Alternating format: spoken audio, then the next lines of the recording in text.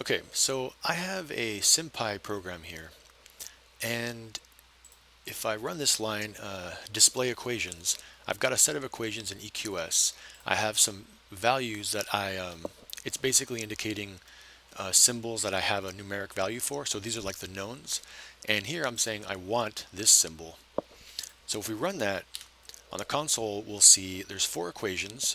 We can see all the symbols that we have values for are in green, and the symbol that we want is in red.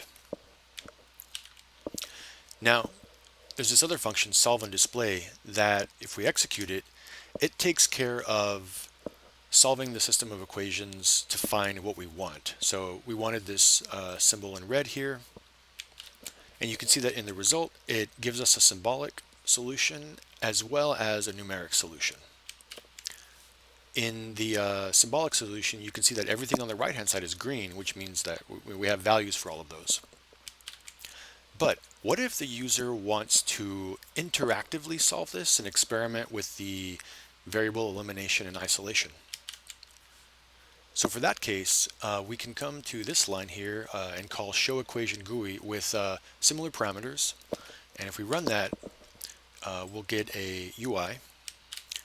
And the equations are displayed similarly so that what's in red is the symbol that we want, and green is all the symbols that we have.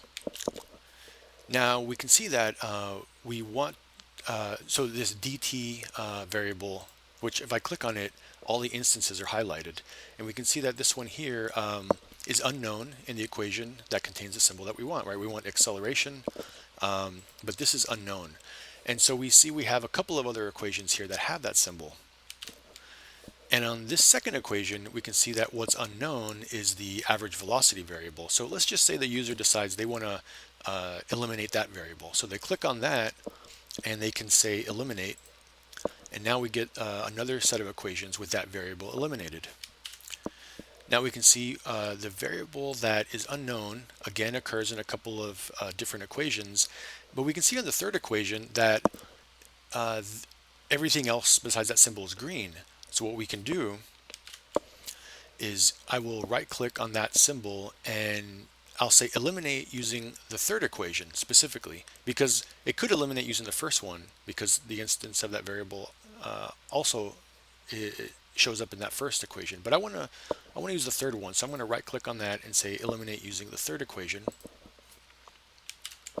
And there we can see our equation is totally solved. Everything's green, and what we want is on the left-hand side.